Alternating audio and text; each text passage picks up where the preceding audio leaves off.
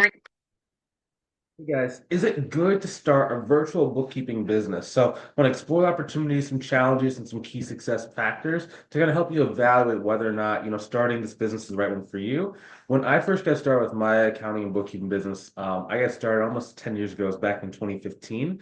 And I didn't really evaluate the pros and cons of it. It was just kind of a last resort for me.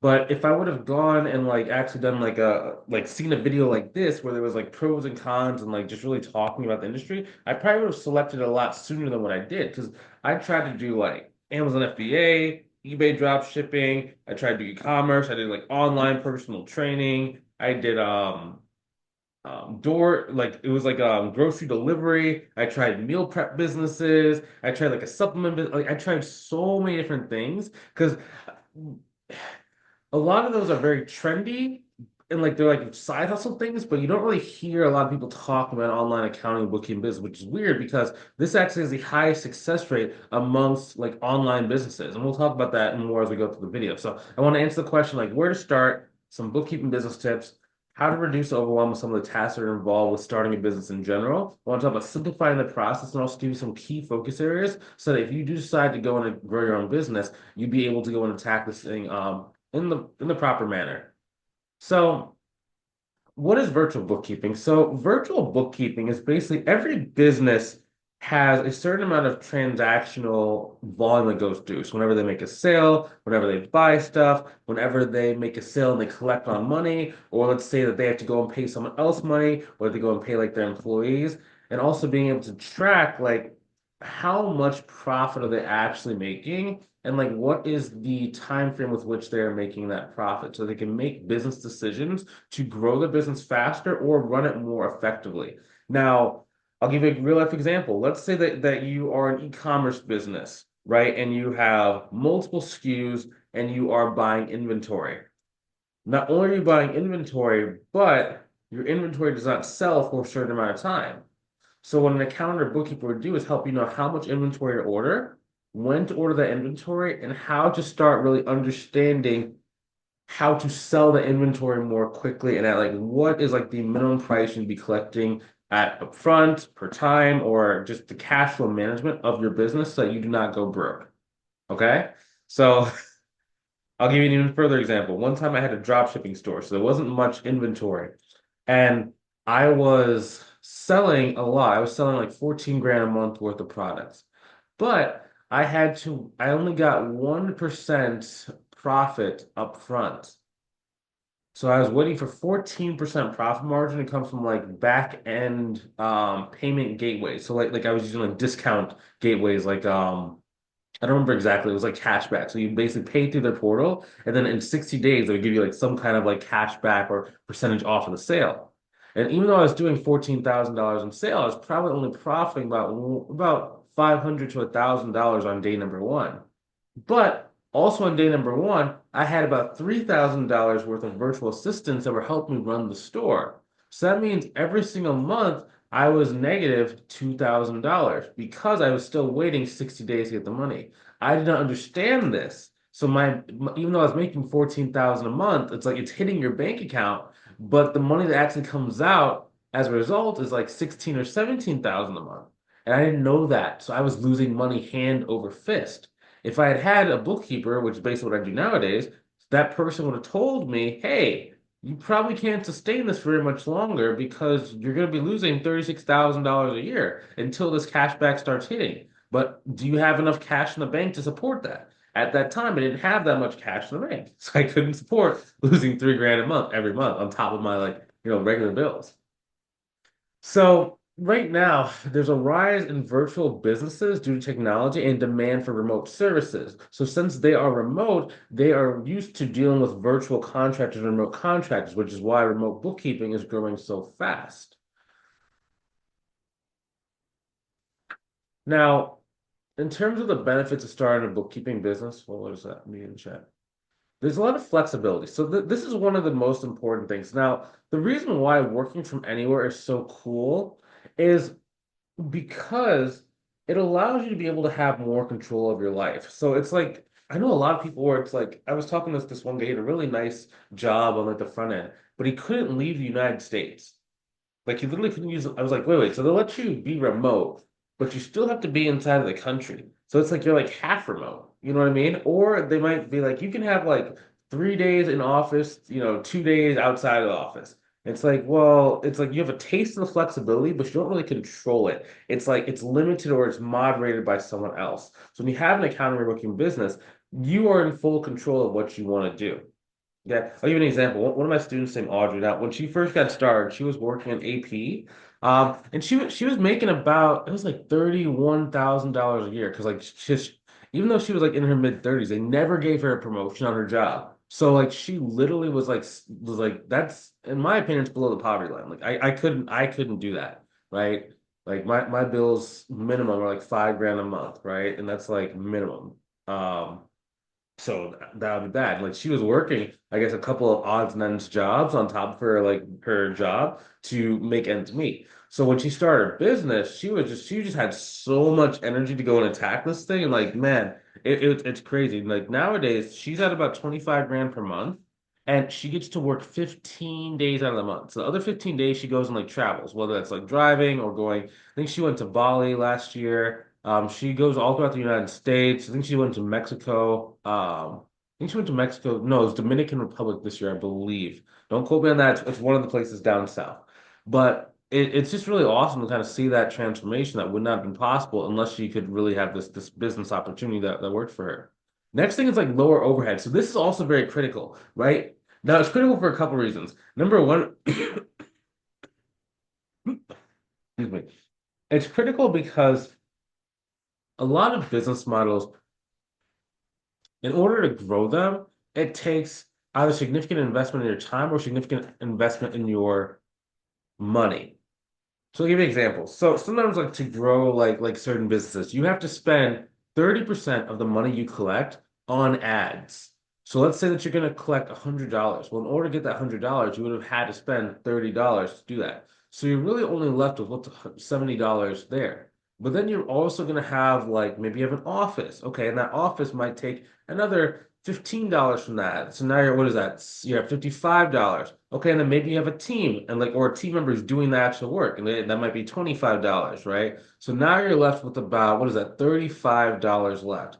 And that's not to say if you have like any online software tool. If you're working online, you probably have software tools, right? So that's gonna be another 10. So you're really looking at $25 is what you keep out of 100 versus for accounting and bookkeeping in the beginning. So when you're below about 12 grand per month, what are your expenses in your business? You probably already have a printer if you're working from, if you already have like a home office. You have a computer already. I'm assuming. I'm assuming. I know some people don't have a computer yet. You can literally get a computer for like $50 a month if you just go on like Best Buy. That's if you're in the United States, we have like a store called Best Buy. And basically you can go get like a Best Buy credit card that will let you pay a device off over I think it's like 18 months interest free.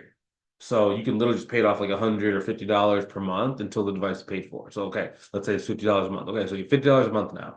Okay, let's say you have a phone. I assume that you already have a phone, right? So you just use your personal phone in the beginning. Maybe you get like a Google Voice number that can just be like ran through your computer, ran through your phone. Okay, cool.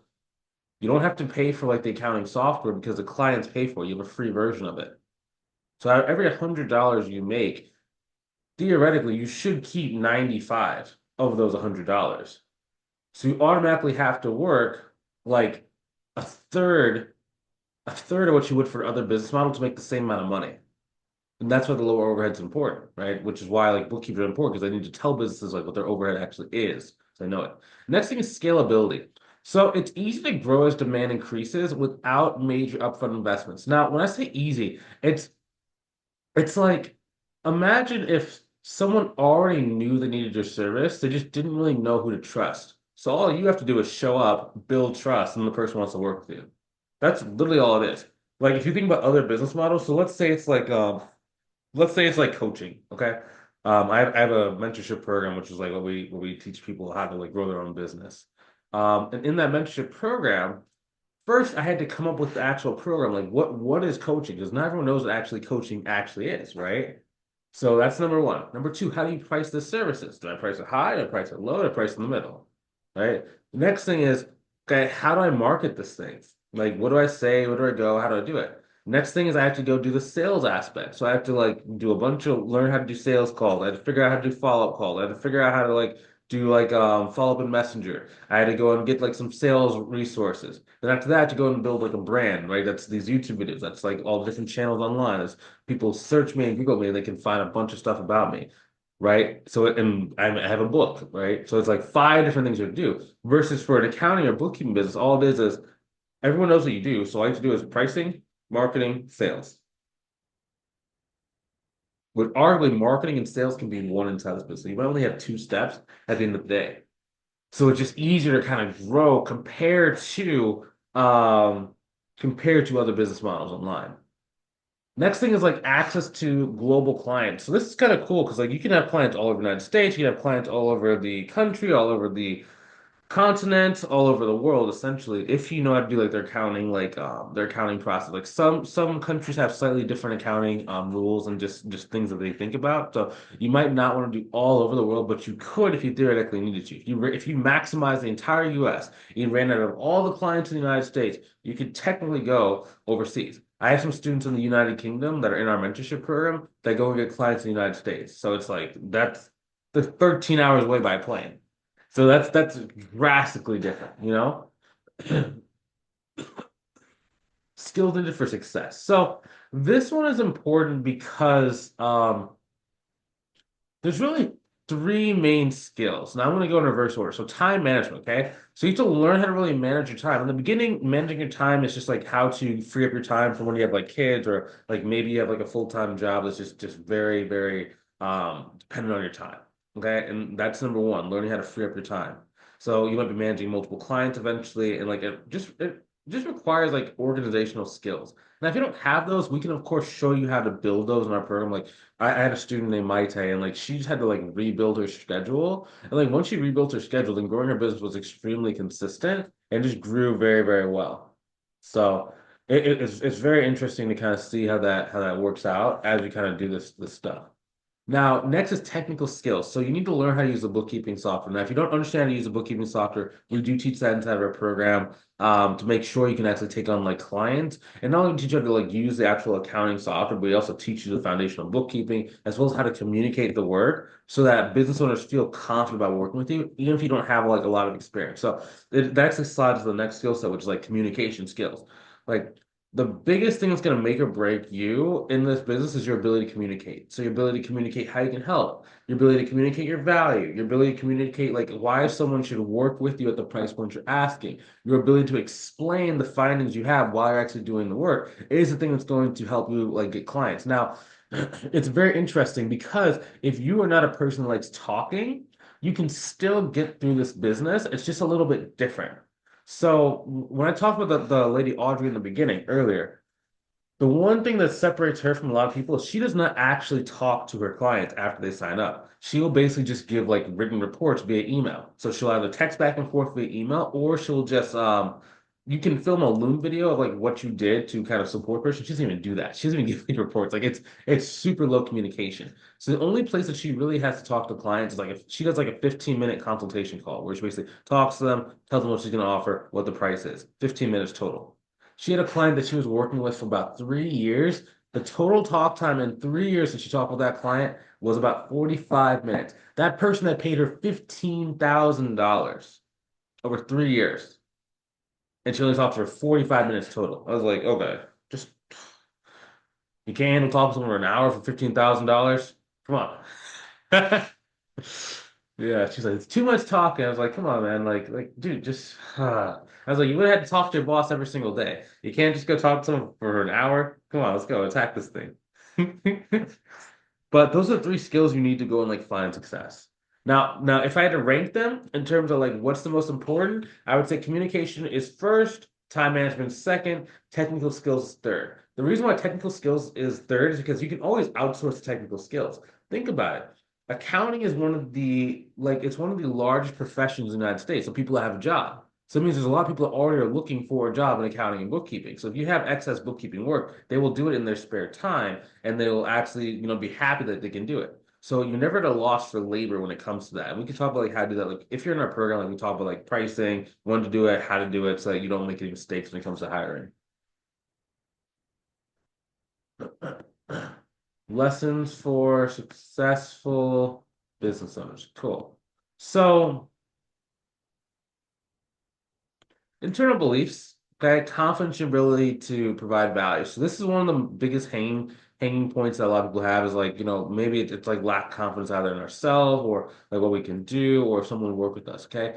The key there is just like building up your skill set so you become competent. So that way, even if you are nervous, you can perform correctly. So when I was getting started, I started investing in a lot of like different types of sales course. So I like had like a used car salesperson course. I had like a negotiation course from this like Navy SEAL guy or whatever, right? And like I developed the skill sets where even if I was on the phone, I was like nervous because I didn't know if like I was able to like handle the work. I was still confident and competent enough to do it. So even though my confidence was low, my skill set was high that I could at least say the words, even though I was feeling very nervous. I would be stuttering sometimes, but since I knew what to say, it overcame that confidence. So as long as you can just overcome your, maybe fears or insecurities long enough to get on the phone, and then you just use the sales skills we teach you in our program, you'll be good. Next thing is selling skills. Okay. So, right, just like we talked about, get on as long as you show up with the internal beliefs, and like even if you don't believe that you can do it, or that even if you don't believe in yourself that you're deserving of starting a business, right? Your selling skills will overcome a lot of those things. Because it's just all about communicating what you can do. So as long as you put in the work and as long as you put in the practice, you know what you're talking about, which again, it's not hard to know what you're talking about. We have other videos on this channel. Like I give you on this channel like a sales script that you can use and like how to build your own sales script. So you'll be able to build that confidence to actually get the clients. And the next thing is like we just talk about high ticket clients. So a lot of people when they start out, they think they have to go after like the smallest clients like 250, $300 a month. Well, that's not actually true. You can skip the line, just start going after clients like between like 1,000, 2,000, 3,000, 4,000, $5,000 per client. The difference is you just would not get very complex books. So when it comes to pricing your services, there's complexity and there's a volume. So complexity is like maybe they're tricky, maybe they're using like e-commerce, they have a bunch of different software that they're using, a million different bank accounts. Versus volume is it could be very simple accounting and bookkeeping work, but it's just a lot of it. Like they have a bunch of repeat transactions, it's just a huge mess, right? So and other videos on this channel talk about like pricing and like what type of clients you should go after. So I'm not going to go into huge detail in this video about this, but just understand that just because like if you notice all three of these are linked. So if you are confident in yourself, then you can start going after the right client. You can start learning how to sell, and then you just go and target higher value clients, right? And if you don't have that internal belief, just get good at what you're doing. Get good at the sales. Get good at the accounting. Get good at talking to people so that they actually want to pay you more money, right? And you'll be pleasantly surprised by how simple it is to go and get clients there. Next thing, some challenges. Okay, so one challenge: client building trust. Okay, so building a trust and rapport is one of the toughest thing in an online service build business. So if you were like in person, you talk to someone and they like said they had a need for bookkeeping, and you talk to them for like 20 minutes, they would in a lot of cases sign up with you. That's why like a lot of like online things they do networking. I personally didn't have much success when it came to networking in the beginning because I didn't know where to go. The people who were in those networking events weren't really my ideal client, and like it just didn't really work. So when you're in the online space, you're kind of at a disadvantage to a certain degree because you have to first spend like the first like 1/3 of the relationship telling them that you're trustworthy and you like building trust, right? And that for a lot of potential clients, that can still be scary. Not for all of them, but for like a lot of them. Not most, but like a lot. Next, like the tech requirement, like you need to have, good technology. So like you need to have a functional computer. You need to have Wi-Fi. You need to, if you don't have those, then like that is one downside you need to go get. What you could do is you could go to like a small business development center and you could utilize their computers to start. And you could just use your phone to do calls instead of Zoom calls. So there's always a way around the problem that you have if you're willing to be resourceful. Next thing, competition. So the market is a little bit more like competitive, right? So it's not like an e-commerce thing where it's like there's five people in the game. You are dealing with a lot of competition. The cool thing about that though is that, the market is so wide. So there are about 300 to 400,000 accounting and bookkeeping firms in the United States right now. Now, there are 30.2 million small businesses in the United States. Now, that's just small business entities. That's not counting locations. So one business could have like 6 locations, 5 locations, 100 locations. So for each one of those locations, you could end up like using it. So let's say that you have like a client with 6 locations. That's the same as you having like 6 businesses, like 6 business clients, because each one's going to operate slightly differently. You can get paid, the 6 times as much as someone that has like one location. So even though there is competition, it's not a bad thing. What I've kind of learned just in business in general is like if you go after something where there's no competition, you have to educate the market on why they should work with you. But there is competition, you're piggybacking off of all the time, energy, and money they've spent, and you're just going and finding like the right fit and just kind of putting like fitting inside there. Right? It's kind of like this YouTube channel. So there's a lot of people that have like YouTube channels. But there's not a lot of people that are teaching accountants and bookkeepers how to grow their business. So all I did was just find like, different titles and topics, and I just put my videos in there when there was no other competition. And then that's how the channel grew, right? So it's the same thing as a bookkeeping. There's a lot of competition, but if you know how to stand out, if you know where to fit in within this thing, you have a position, you have a place. Excuse me. So next thing, profitable marketing channels for virtual bookkeeping. So three main channels. Number one is sweat equity. Number two is semi-automatic. Number three is like scalable channels. So when I'm talking about sweat equity, that's like learning how to utilize LinkedIn and Instagram for organic growth. So it's basically you can either pay for something with your time, your money, or with technology. Now, in the beginning, if you don't have like automation tools, you're going to be like manually utilizing LinkedIn. Now, you don't have to post. Okay, that's one thing. That's one misconception people have. Like, if you don't want to post, you don't have to post. You can do like messaging. You can do referral partners. We'll talk about referral partners in a little bit. But it just allows you to be able to go and get like the ability to get in front of business owners because these social media platforms have hundreds of millions, if not billions of people. Facebook has, I think, multiple billion people on that platform. Now, remember, there's 30.2 million business owners that you have access to just in the United States. So if you use LinkedIn and Instagram, you have pretty much 90% of those businesses. You can find the owner of the business and start a relationship with. You can even start a relationship with Bill Gates on Twitter or LinkedIn, right? Because that's what he uses. Next thing, so semi-automatic channels. So that's learning how to utilize like virtual assistants and automation tools for scalability, right? Because like once you understand how to use LinkedIn, you can hire a virtual assistant to do the same exact things you were already doing on LinkedIn, but it'll just allow you to grow a little bit faster. Same thing with like learning how to utilize like automation tools. So same thing. Once you have your process down, you just automate it with automation tools. Okay. Next thing are consistent platforms. So I like now this one's a little bit different. So you can use Upwork or LinkedIn Profiler. I don't really like using those, but those are an option. Like I'm not trying to be partial in this video and tell you like only the stuff that I like.